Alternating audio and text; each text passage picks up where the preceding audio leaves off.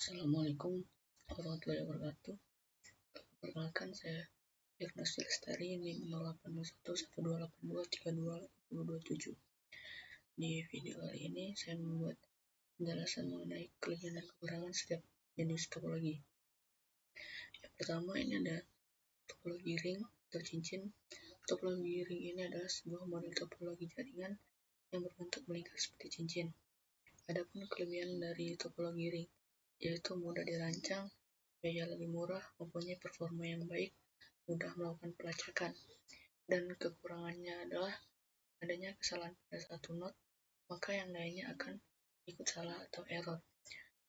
Prosesnya lebih kaku, pengiriman data tergantung dari jumlah titik.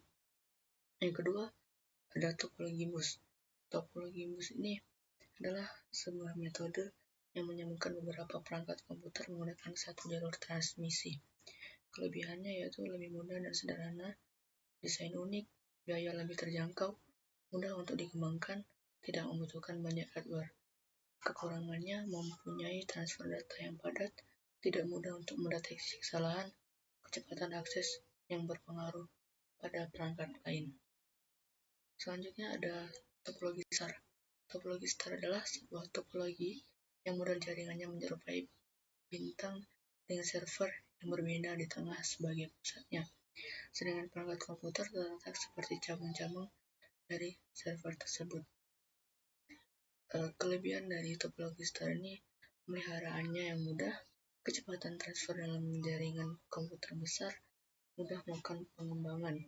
Kekurangannya membutuhkan banyak kabel, berpotensi mengurangi kecepatan data, perlu berhati-hati pada hub dan switch. Yang keempat adalah topologi mesh.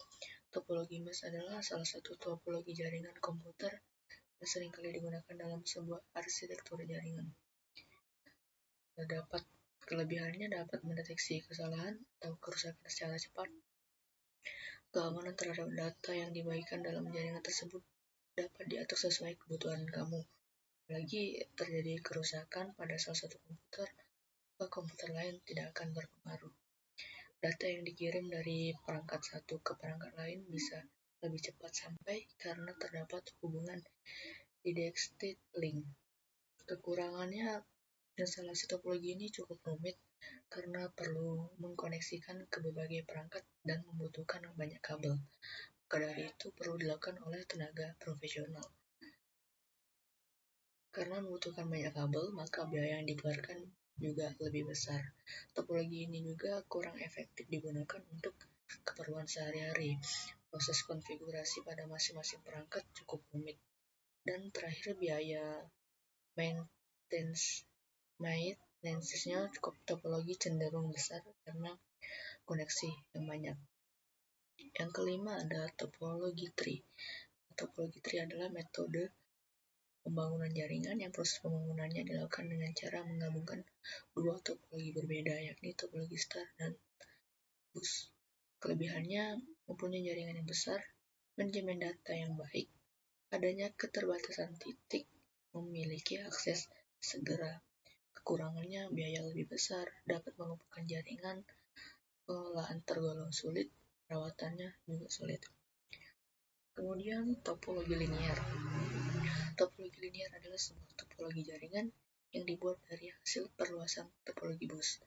Kelebihannya, biaya dan proses instalasinya relatif mudah karena hanya menggunakan sedikit kabel, tidak membutuhkan server sehingga jaringan tetap bisa berjalan tanpa harus adanya pusat kendali. Memiliki layout yang sederhana sehingga mempermudah dalam melakukan maintenance. Pengembangan jaringan bisa dilakukan dengan mudah, cocok digunakan pada jaringan dengan skala kecil. Proses pengembangan jaringan dalam hal penambahan dan pengurangan terminal tidak akan mempengaruhi proses yang sedang berjalan. Proses setup dan perluasan jaringan bisa dilakukan dengan mudah. Kekurangannya, keamanan data yang dikirim kurang terjamin. Waktu transfer data akan bertambah lama jika digunakan oleh banyak pengguna. Transfer jarak jauh pada topologi linear memerlukan bantuan repeater. Ada batasan panjang kabel dan jumlah not yang terhubung dengan kabel utama. Jika terjadi gangguan pada satu komputer, maka akan sulit untuk dideteksi. Dan yang terakhir ini ada topologi hybrid. Topologi hybrid merupakan gabungan dari dua atau lebih jenis topologi yang berbeda. Kelebihannya, penggunaannya dapat disesuaikan dengan lingkungan yang Anda gunakan karena lebih fleksibel dibanding mode lainnya. Jika salah satu node mengalami gangguan, tidak akan mempengaruhi kinerja jaringan secara keseluruhan. Meski lalu lintas data pada jaringan berbeda-beda, tapi tetap dapat beroperasi dengan lebih baik. Kecepatan transfer data cenderung stabil dan disebabkan oleh penggabungan kelebihan dari topologi jaringan jenis lainnya sehingga kekurangannya bisa diminimalisir. Pengembangannya cenderung mudah tanpa perlu merubah topologi yang sudah ada. Bisa dipakai untuk menggabungkan topologi jaringan jenis apa saja yang diinginkan. Kekurangannya memerlukan biaya yang cukup mahal karena kabel yang dibutuhkan untuk membuat topologi ini cukup banyak. Pengolahan tergolong rumit karena harus menggabungkan beberapa jenis topologi yang berbeda-beda. Proses instalasinya dan konfigurasinya juga cukup rumit. Anda perlu bersabar untuk melakukan dua proses ini, menciptakan topologi hybrid yang berfungsi dengan baik. Inilah penjelasan dari saya mengenai kelebihan dan kekurangan dari beberapa jenis-jenis topologi. Semoga dimengerti. Terima kasih.